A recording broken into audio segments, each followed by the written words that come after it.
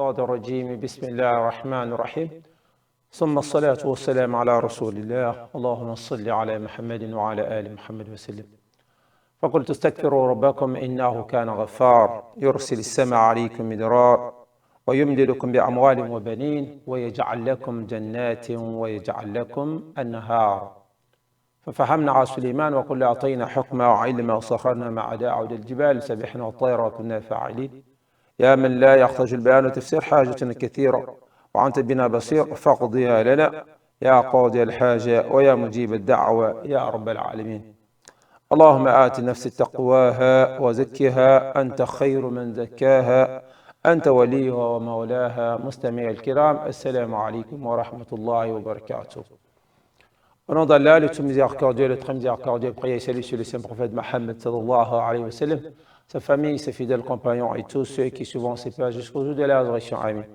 J'atteste qu'il n'y a de Dieu, ami alayhi Mohammed sallallahu alayhi wa sallam et son envoyé et son messager. Alhamdulillah, alhamdulillah, alhamdulillah, rabbil alamin. Nous rendons grâce à Allah subhanahu wa ta'ala. Lorsque nous regardons le calendrier algérien, le calendrier que nous suivons pour ce qui est des événements religieux de la communauté musulmane, bien sûr, nous pouvons rapidement nous rendre compte que nous tendons progressivement vers la fin du mois de Sha'wal. Le mois de Sha'wal, le mois qui suit le mois béni de Ramadan, le mois au cours duquel il est recommandé, où il est demandé à ce que l'on puisse jeûner ne serait-ce que 6 jours dedans. La date de Sha'wal aujourd'hui, nous sommes le 26 Sha'wal, le 26 Sha'wal, et il ne nous reste que quelques jours avant la fin de ce dernier. Alors, s'il y a encore parmi nous des gens qui n'ont pas encore fait les 6 jours de jeûne et qui peinent toujours, comment on appelle ça, qui se disent je le ferai, je le ferai après, nous ne sommes qu'à 4 jours de la fin de Sha'wal. Si c'est que vous avez l'intention de jeûner Sha'wal, c'est tout Sha'wal, et que vous avez déjà fait quelques ans, alors sachez qu'il ne vous reste que 4 jours pour que Sha'wal nous tourne définitivement d'eau et que l'on puisse entrer dans le mois de Zul Qa'ada, ensuite de l'Hijjah. Et justement, parlons du mois de Zul Qa'ada, le mois au cours duquel les pèlerins commencent à s'apprêter, à se préparer pour le 5e pilier de l'islam, le pèlerinage à la Mecque. Alors, cette émission sera la dernière, Inch'Allah, car à partir de la semaine prochaine, on aura désormais pour thème le pèlerinage, qu'est-ce qu'il y a autour de cela, comment est-ce que l'on doit se préparer, une fois arrivé à la Mecque, que faut-il faire, qu'est-ce qu'il faut faire, qu'est-ce qu'il ne faut pas faire. Inch'Allah, nous allons encore y revenir, histoire de permettre à nos parents, nos pères, nos mères, nos sœurs, nos frères, nos amis, nos connaissances, ceux-là qui aimeraient effectuer le 5e pilier de l'islam, de savoir à quoi s'attendre et ce qu'il faut faire pour s'apprêter, Inch'Allah. Aujourd'hui, on parlera, bi'iznillahi ta'ala, de la foi. De la foi. Nous avons déjà parlé de l'importance de la sourate, pour ne pas dire les versets de la sourate al-Fatiha, ainsi que les mu'awwidhat, à savoir Qul a'udhu bi rabbin nas et Qul a'udhu bi rabbil falaq. Et vous savez très bien on se disait la dernière fois que pour que les mu'awwidhat puissent pour que l'on puisse utiliser les mu'awwidhat comme sourate de protection, il faudrait que l'on ait la foi en cela. Et pour que la sourate al-Fatiha puisse guérir toute maladie, telle que l'a dit le saint prophète Mohammed sallallahu alayhi wa sallam, il faut avoir foi en cela. Donc, c'est ce qui nous amène, Inch'Allah, à parler de la foi. La foi, et plus précisément des 6 piliers de la foi. Et on ne pourra parler des 6 piliers de la foi sans faire mention du hadith dans lequel nous trouvons l'information selon laquelle la foi, pour ne pas dire les piliers de la foi, serait au nombre de 6. Un jour, le saint prophète Mohammed sallallahu alayhi wa sallam était assis avec les sahaba, avec ses compagnons. Et voilà, ils étaient en train d'apprendre de la religion, ils étaient en train d'apprendre les nouvelles sourates, ils étaient en train de réviser, Inch'Allah, quand brusquement, un homme débarqua, un homme qui venait de l'extérieur, est entré et s'est rapproché du groupe. Il a dit, il est venu, personne ne sait d'où il venait. Ce qui est étonnant, c'est qu'il est rentré directement, et quand il est rentré directement, il s'est dirigé vers le saint prophète Mohammed sans saluer qui que ce soit. Et sans rester dans la foule, il a traversé toute la foule, il est allé vers le saint prophète Mohammed et il est assis devant ce dernier, Inch'Allah. Selon le hadith qui se retrouve dans les Arba'inat de l'imam Nawawi, le hadith est le suivant, où An Omar radiyallahu anhu قال بينما نحن جلوس عند رسول الله صلى الله عليه وسلم ذات يوم اطلع علينا رجل شديد بياض الثياب الشديد سواد الشعر لا يرى عليه أثر سفر ولا يعرف منا أحد حتى جلس إلى النبي صلى الله عليه وسلم فاسند ركبتيه إلى ركبتيه ووضع كفيه على فخذيه وقال يا محمد أخبرني عن الإسلام. Dans ce hadith, il est dit, pendant que nous étions assis autour du saint prophète Mohammed sallallahu alayhi wa sallam, voilà qu'est apparu un homme, istala alayna rajul shadid, bayad al-thiyab, shadid, sawad al-sha'r, un homme géant, vertu de blanc, et qui avait des cheveux, dont les cheveux étaient tout noirs. Personne n'a vu, la yura alayhi athar safar, personne n'a vu en lui les traits d'un voyageur. C'est-à-dire, lorsque vous voyez quelqu'un qui vient de voyage, on a quelques signes, il a un sac en main, où il est habillé d'une façon peut-être différente d'une autre. Personne n'a vu en lui un signe qui prouve que celui-ci venait d'un voyage. Wala ya'arfu minna ahad. Personne ne l'a non plus reconnu. Hatta jalasa ila nabi sallallahu alayhi wa sallam. Jusqu'à ce qu'il est allé directement s'asseoir devant le saint prophète Mohammed sallallahu alayhi wa sallam. À telle sorte que fasnada rukbatayhi ila rukbatayhi. Il a mis ses deux genoux en face des deux genoux du saint prophète Mohammed sallallahu alayhi wa sallam. Wa wada'a kaffayhi ala fakhidayhi. Il a déposé ses mains sur ses jambes, Inch'Allah. Wa qala. Ensuite, il a dit, Ya Muhammad, oh toi, messager d'Allah, toi Muhammad, akhbirni anil islam. Informe-moi, c'est quoi l'islam? Informe-moi. فقال يا رسول الله فقال رسول الله صلى الله عليه وسلم le messager d'Allah subhanahu wa ta'ala lui a répondu أن تشهد أن لا إله إلا الله وأن محمد رسول الله. L'islam, c'est que tu attestes qu'il n'y a de Dieu remis à que Muhammad sallallahu alayhi wa sallam est son envoyé et son messager. وتقيم الصلاة, que tu pries par les saintes prières au quotidien. وتؤتي الزكاة, que tu donnes le monde légal. وتصوم رمضان, et que tu jeûnes durant le mois de Ramadan. وتحج البيت إن استطاع إليه سبيلا, et que tu fasses le pèlerinage à la Mecque si évidemment tu en as les moyens. قال صدقت. Le monsieur a répondu, tu as dit vrai. فعجبنا له يسأله ويصدقه. Nous étions étonnés. Comment est-ce que quelqu'un qui pose les questions confirme encore que la réponse qu'on venait de lui donner était la bonne? Jean, je ne connais pas la réponse. Voilà pourquoi je pose la question. Maintenant, je pose la question à l'intéressé, il me donne la réponse, je dis oui, c'est vrai, tu as dit la vérité. Ça, c'est vrai. C'est vrai. Donc, ensuite, فَأَخْبِرْنَا عَنِ الْإِحْسَانِ. Il lui a demandé, ensuite, فَأَخْبِرْنَا عَنِ الْإِيمَانِ. Ok, parle-moi de la foi, justement. قال أن تؤمن بالله وملائكته وكتبه ورسله واليوم الآخر وتؤمن بالقدر خيره وشره. قال صدقت. Il lui a demandé, il lui a posé une deuxième question, à savoir, parle-moi de la foi, c'est-à-dire le terme d'aujourd'hui. Il a dit, أن تؤمن بالله. Et la foi consiste à croire en Allah, en un Dieu unique. En un Dieu unique.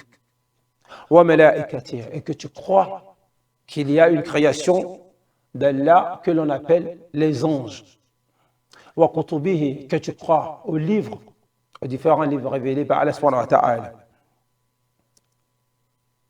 Ensuite, il dit وَرُسُلِهِ, que tu crois à tous ces messagers, à tous les prophètes envoyés par Allah subhanahu wa ta'ala. وَالْيَوْمِ الْآخِرِ, et que tu crois qu'il y a un jour que l'on appelle le jour du jugement dernier, le jour de la résurrection. Et il dit وَتُؤْمِنُ بِالْقَدَرِ, et que tu crois au destin, خَيْرِهِ وَشَرِّهِ, qu'il soit bon pour toi ou qu'il soit mauvais pour certains, que tu crois que c'est ce qui t'a été destiné et que tu acceptes. Il dit, ensuite, il dit, قال صدقت. Il a répondu, tu as dit la vérité. قال فاخبرني عن الإحسان. قال أن تعبد الله كأنك تراه فإن لم تكن تراه فإنه يراك. Ensuite, il lui a demandé, parle-moi de al-ihsan, le bel agir. Il lui a dit, le bel agir, c'est que tu adores Allah comme si tu le voyais. Mais si tu ne le vois pas, sache que lui, il te voit. أن تعبد الله كأنك تراه فإن لم تكن تراه فإنه يراك. Chers téléspectateurs, le hadith a continué. Mais ce qui nous intéresse, c'est la partie qui parle de la foi. Il a posé une série de questions. La première était de savoir c'est quoi l'islam. Le Saint-Prophète Mohammed sallallahu alayhi wa sallam lui a donné la réponse. La deuxième est de savoir c'est quoi la foi. La foi. La réponse du Saint-Prophète Mohammed sallallahu alayhi wa sallam est la suivante. An tu'minu billah, que tu crois qu'il y a un créateur, que tu crois en Allah, que tu crois que ce monde n'est pas le fruit du hasard, que tu crois qu'il y a un créateur qui nous a créés, que tu crois qu'il y a une main suprême qui dirige ce monde, que tu crois que le destin de chacun d'entre nous est écrit par un être suprême, l'être suprême. Alors il a dit que tu crois en Allah. Et croire en Allah, vous savez, c'est quoi?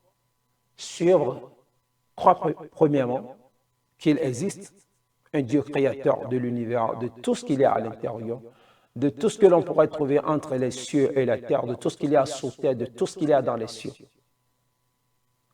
Et justement, parce qu'il y a parmi nous des gens qui ne croient pas à l'existence d'un Dieu unique. Alors, tu prétends être musulman, tu dois croire à l'existence d'un Dieu unique, d'un Dieu créateur, qui t'a créé, qui m'a créé, qui a créé l'univers et tout ce que ce dernier contient. Wa malaikatihi, et que tu crois ensuite aux anges. Que tu crois aux anges. Les anges, une créature d'Allah subhanahu wa ta'ala. Les anges, Allah subhanahu wa ta'ala les a créés. Et tel que le Coran nous informe ou nous a informé, la ya'suna ma amara Allah wa yaf'aluna ma yu'marun. Ils ne refusent aucun ordre d'Allah subhanahu wa ta'ala. Tout ce qu'Allah leur demande de faire, ils le font. Ce qu'il leur a été demandé de faire, c'est ça ils font. Ils ne rejettent aucune, je dis bien, aucune recommandation d'Allah subhanahu wa ta'ala. Ils ne sont pas comme nous les êtres humains. Où Allah nous demande de ne pas tuer, mais il y a parmi nous des gens qui le font, subhanallah. Allah nous demande de ne pas forniquer, il y a parmi nous les gens qui le font, subhanallah. Allah nous demande un certain nombre de choses, de s'en éloigner. Mais ce vers quoi il nous appelle, nous fuyons cela. Ce vers quoi il nous interdit de ne pas aller, de ne pas s'y approcher. C'est ça ce que nous faisons en fait, subhanallah. Alors, les anges, eux, ils ne sont pas comme ça. Non, ils ne sont pas comme ça. Eux, ils font ce qu'Allah subhanahu wa ta'ala leur a demandé de faire. Et depuis qu'Allah subhanahu wa ta'ala les a créés, jusqu'à l'heure où je vous parle, chacun d'entre eux continue de faire ce qu'Allah lui a demandé de faire. Il y a parmi eux ceux qui sont prosternés, ceux qui se sont inclinés, ceux qui glorifient Allah subhanahu wa ta'ala, et ceux qui le louent, ceux qui le magnifient, et ceux à qui certaines missions ont été confiées. Et n'oublions pas que chaque être humain a 4 anges qui le suivent. Ensuite, wa kutubihi, les livres d'Allah, il faut croire en ces livres-là. Les livres révélés par Allah subhanahu wa ta'ala, dans le livre mère, Al-Qur'an, le Saint-Coran, le Coran noble, il faut croire que c'est la parole d'Allah subhanahu wa ta'ala et non une parole forgée, telle que certaines personnes, certains mécréants le disent, que c'est juste une parole forgée, subhanallah. Un bon musulman, un croyant, doit pouvoir savoir que cette parole, c'est Allah subhanahu wa ta'ala. Regardez comment est-ce que les tests, regardez le test du Coran, comment est-ce que les versets sont disposés, regardez que vous compreniez ou non ce qui est dit lorsque le Coran est lu à côté de vous. À moins que vous ayez un cœur dur, vous n'allez pas ressentir l'effet positif de ce dernier sur vous. Wa rasulihi, Et que tu crois également qu'Allah subhanahu wa ta'ala, c'est lui qui a envoyé tous les prophètes. Le Saint-Prophète Mohammed nous a dit qu'Allah subhanahu wa ta'ala a envoyé 124 000 prophètes, dont 313 ou 315 messagers. Subhanallah. Le bon musulman doit pouvoir croire à tout ce monde-là. Tel que c'est dit dans le Coran, dans la sourate al-Baqarah, vers la fin. آمن الرسول بما أنزل إليه من ربه والمؤمنون كل آمن بالله وملائكته وكتبه ورسله لا نفرق بين أحد من الرسل وقالوا سمعنا وأطعنا غفرانك ربنا وإليك المصير. Que tu crois à tous ces prophètes-là et que tu ne, c'est-à-dire que tu ne dises pas, que tu ne fasses pas la différence entre eux. Ne dis pas non, moi je suis musulman, rien ne me concerne avec Isa alayhi salam. Rien ne me concerne avec Moussa alayhi salam, rien ne me concerne avec Nuh, Adam, Idris, Yahya, Nuh, Hud, Salih, Ibrahim, Lut, Ismaïl, Ishaq, Yaqub, Yusuf, Ayoub, rien ne me concerne. Non, non, le musulman, ce n'est pas celui qui se comporte de la sorte. Tu dois pouvoir croire à tous ces prophètes-là, puisqu'ils viennent d'Allah subhanahu wa ta'ala, c'est Allah subhanahu wa ta'ala qui les a envoyés. Et ils avaient une mission bien précise sur terre. C'est Allah qui les a envoyés, le Coran nous a informés, alors on y croit fermement. On n'en discute pas. Wal yawm al-akhir. Voilà encore un autre sujet. Le jour de la résurrection, Yawm al-Qiyam, le dernier jour. Il y a parmi nous des gens qui ne croient pas, des gens qui disent non, c'est juste une fabrication de l'être humain. Vous imaginez quand on sera tous morts, et qu'on serait déjà, qu'on va nous enterrer, qu'on sera complètement pourris sur terre, on va encore nous faire sortir de nos tombes pour qu'on puisse se rendre compte, non, arrêtez avec vos histoires, subhanallah. Ce n'est pas une histoire, c'est une réalité. Alors on me dira que qui a été là-bas et qui est revenu pour te dire, pour nous dire que voilà, c'est vrai ce qu'on nous dit, il y a une autre vie, un autre monde après la mort. Qui a été, subhanallah? J'aimerais quand même dire à ceux-là qui tiennent ce genre de discours que si on disait au bébé, au nouveau-né, que la vie ne se limitait pas dans le ventre de maman, il n'allait jamais croire. Et il a toujours pensé que tout se limitait là, puisqu'il était bien protégé dans le ventre de maman. Il mangeait, il buvait. Il n'avait pas de difficultés, pas de soucis. Tout lui venait à temps, au bon moment. Jusqu'à ce qu'Allah puisse décider de le faire sortir de l'esprit vers nous, notre monde. Pour le bébé, il a toujours pensé que tout se limitait dans le ventre de la maman.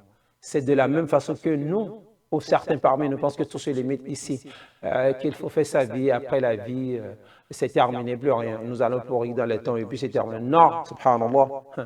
Ma ba'd al-maut ashaddu min al-maut, tel que l'a dit le Saint-Prophète Mohammed, ce qu'il y a après la mort est plus difficile que la mort elle-même.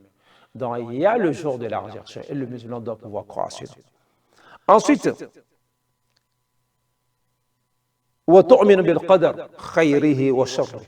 Subhanallah, que tu crois au destin. Voilà là où plusieurs d'entre nous tombent. An tu'minu bil qadar khayri wa sharri. Que tu crois au destin. Qu'est-ce que je sais qui a été destiné pour moi? Qui sait ce qui lui a été destiné? Personne. Nous allons tous à l'école. On s'est tous fait former. Nous avons eu les mêmes professeurs. On a eu les mêmes cours. Nous avons été dans les mêmes écoles peut-être. Nous avons passé les mêmes examens nationaux. Nous avons été déclarés admissibles. Subhanallah. Et qu'est-ce qui se passe et après, tu vois, lui, il a un bon boulot, l'autre, il a de très bonnes relations. Celui-ci, il est devenu administrateur d'État. Celui-là, il est devenu un banquier. L'autre est devenu un journaliste. Celui-ci peine à trouver un boulot malgré son talent. Qu'est-ce qui se passe? Il se passe quoi alors que nous avons étudié dans la même classe? Nous avons composé les mêmes épreuves, nous avons eu les mêmes professeurs, nous avons suivi les mêmes cours, on a été au même examen, on a été même au même concours. Qu'est-ce qui se fait que certains, aujourd'hui, ont de très bons postes, sont dans de très bonnes conditions, et eux, ils sont dans de très bonnes conditions, certaines personnes sont de très bonnes conditions, et pendant que d'autres, subhanallah, peinent à retrouver leur chemin. Il se passe quoi? Et ce n'est pas parce qu'ils ne sont pas talentueux, ils sont très talentueux. Et très souvent, les premiers de la classe, certains premiers bien sûr, peinent à retrouver le chemin, à trouver un boulot malgré le talent, pendant que ceux à qui, les derniers de la salle, je vous l'ai dit, ceux que tout le monde se foutait pas mal de, se moquait d'eux, eux, ils arrivent, avec le temps, c'est eux qui ont parfois de très bons boulots. On se demande qu'est-ce qui se passe. Oui, ça c'est le destin. Mais voilà que personne ne sait ce qui lui a été prédestiné. Personne ne sait. Alors l'islam nous demande an tu'minu bil qadar. Crois à ton destin. Khayrihi wa sharrihi. Qui n'a pas voulu être ministre d'État, qui n'a pas voulu être président de la République, qui n'a pas voulu être un grand quelqu'un, un érudit, un grand savant, qui n'a pas voulu être un grand dirigeant, un homme riche. Qui n'a pas voulu? Dites-le-moi. Et pourtant, on se bat pour le devenir, mais certains n'y arrivent pas. La majorité n'y arrive pas. Il n'y a que quelques-uns qui arrivent. Qu'est-ce qu'ils ont fait? Comment est-ce qu'ils ont fait? Ils ont peut-être eu la chance d'être au bon endroit. Ils ont eu la chance d'être au bon endroit, au bon moment. Subhanallah. Pas que les autres n'ont pas, comment on appelle ça, ne méritent pas cela. Non. Mais ce qui leur a été prédestiné, ce n'est pas ça. Ils doivent continuer à chercher. Alors, il nous est dit, ce qui t'a été destiné, tu dois croire à cela. Subhanallah. Tu dois croire en cela. Qu'il soit mauvais ou bon. Que tes rêves soient réalisés ou non, tu dois croire que c'est ce qui t'a été destiné. Mais attention, cela ne veut pas dire de croiser les bras et de ne rien faire. Sous prétexte que voilà, il faut croire au destin. Je crois à mon destin, je ne sais pas ce qui m'a été destiné, je reste dans mon coin jusqu'à ce que je retrouve le chemin. Non. Non, non, non, non. L'homme doit se battre. L'homme est en compétition tout le temps, de façon perpétuelle, jusqu'à ce qu'il retrouve son chemin. Puisque personne ne sait c'est quoi son chemin. Vous imaginez un ingénieur qui finit par devenir, je ne sais pas, dessinateur ou peintre, un comptable, quelqu'un qui est appelé à être comptable, qui devient coursier dans une entreprise. Personne ne sait, personne ne sait. On termine l'école, il y a ceux qui ont la chance d'avoir du boulot dans leur domaine. Et ils sont très peu. La majorité a du boulot dans ce dont il n'a pas, je ne dirais pas ce dont il n'a pas été formé, mais ce n'était pas ça, ce n'était pas à quoi il aspirait. Et voilà ce qui lui a été donné. Alors l'homme ne doit pas bercer les bras, il ne doit pas croiser les bras, sauf peut-être que voilà, il faut croire au destin.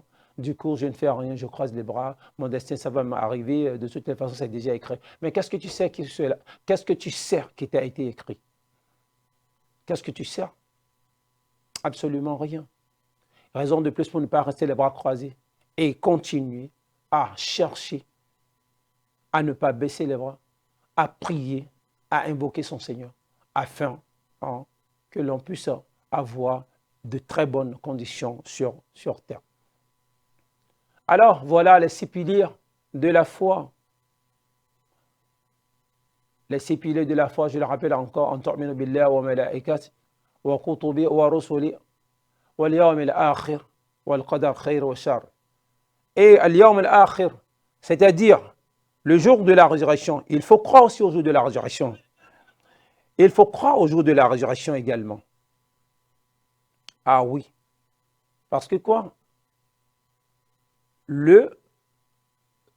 La finalité de l'homme, c'est soit le paradis ou l'enfer. Et tout est décidé pendant que nous sommes vivants. Tout est décidé pendant que nous sommes vivants. Nous nous comportons bien, on sera du côté droit, c'est-à-dire on sera du bon côté. On pourra hériter facilement du paradis de Allah, même si le paradis n'est pas donné à n'importe qui. Ça se mérite et il faut faire des efforts. Et au même moment, lorsque vous restez les bras croisés, vous ne fautez rien, vous ne croyez à rien, vous n'adorez pas le Créateur, vous ne faites rien, ou bien vous êtes du côté du mal, vous êtes là à faire du mal aux gens, soyez sûr et certain que vous ne serez pas du côté droit. Non, vous serez des gens du côté gauche. Subhanallah, ce que nous ne souhaitons pas. Donc, chers frères et sœurs dans la foi, voilà,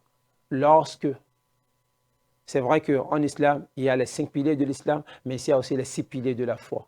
Et les 6 piliers de la foi, le musulman doit coûte que coûte croire à cela. Surtout le dernier point, croire au destin, qu'il soit bon ou mauvais. Cela ne doit pas nous amener à être jaloux de ceux qui ont réussi dans la vie. Cela ne doit pas nous amener à être des envieux, des jaloux. Cela ne doit pas nous amener à vouloir le mal de ceux-là qui ont réussi dans la vie. Cela ne doit pas nous amener à détester ceux dont les parents ont les moyens. Cela ne doit pas nous amener à nous comporter de façon bizarre envers ceux qui ont la chance pendant que nous peinons à retrouver notre chemin. Subhanallah. Le musulman, c'est quelqu'un qui croit et il ne baisse pas les bras. Il continue d'invoquer Allah subhanahu wa ta'ala, il continue d'invoquer son Créateur. Et certes, avec la foi, et Inch'Allah, Allah finira par l'écouter. Il faut faire des efforts, il faut fournir des efforts, et il ne faut pas rester les bras croisés. Et Inch'Allah, évitons de jalouser les gens, car en jalousant les gens, c'est en quelque sorte, c'est un message que nous envoie Allah subhanahu wa ta'ala pour lui dire, tu as mal fait. Pourquoi cette personne a eu des grâces que moi je n'ai pas? Allah subhanahu wa ta'ala seul sait pourquoi, ce que chacun d'entre nous mérite. Ce que chacun d'entre nous mérite l'aura avant de quitter cette terre, Inch'Allah. Il suffit seulement de ne pas rester les bras croisés. Alors, ne pleurons pas sur nos sorts, ne disons pas que non, c'est mal barré pour nous. Avec la motivation, la détermination, la prière et un peu de chance, Inch'Allah, on aura de très bonnes conditions dans la vie. Inch'Allah, frères et sœurs, chers parents, voilà ce que je tenais à faire passer, Inch'Allah, comme message ce jour-ci, bi'iznillah ta'ala. Et à partir de la semaine prochaine, tel que je l'ai dit, nous allons maintenant passer, bi'iznillah ta'ala, au volet pèlerinage, puisque nous serons déjà à un mois, nous serons dans le 11e mois, le mois qui précède le mois du Hajj. Là, on pourra apporter plus de précision, plus de détails sur le pèlerinage à la Mecque, pourquoi l'on y va, qui doit y aller, et quand on y va, que faut-il faire, qu'est-ce qu'il ne faut pas faire, c'est quoi les haram, comment se comporter pour ne pas bousiller tout ce qui a été mis, parce qu'aujourd'hui, le pèlerinage coûte quand même cher. Donc, ça ne sert à rien d'aller au pèlerinage parce que tout le monde y va. Parce que mon ami, tous mes amis, on les appelle Aladi. J'aimerais qu'on puisse m'appeler Aladi. Non, ce n'est pas une question de concurrence. C'est une question de moyens. C'est une question de connaissance. C'est une question d'adoration. Ce n'est pas une question de compétition. Ce n'est pas un look, ce n'est pas un style, ce n'est pas un mode. Non, ce n'est que l'adoration. Et faites attention avec l'intention avec laquelle nous effectuons le Hajj. Parce qu'Allah subhanahu wa ta'ala a été clair. الحج أشهر معلومات فمن فرض فيهن الحج فلا رفث ولا فسوق ولا جدال في الحج ومن تفعل من خير يعلمه الله وتزودوا فإن خير الزاد التقوى فاتقون يا أولي الألباب. Elle a été bien claire. L'intention est claire. L'intention doit être bonne, Inch'Allah.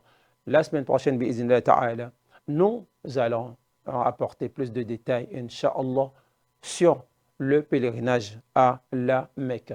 علمنا ما ينفعنا وانفعنا بما علمتنا وزدنا علما يا رب العالمين.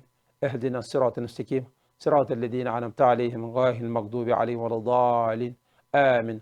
ربي اغفر لأبي وارحمه ربي اغفر لأبي وارحمه الشيخ عبد الحميد جنبه ربي اغفر لأبي وارحمه. سبحانك اللهم وبحمدك أشهد أن لا إله إلا أنت أستغفرك وأتوب إليك. سبحان ربك رب العزة عما يصفون والسلام على المرسلين والحمد لله رب العالمين.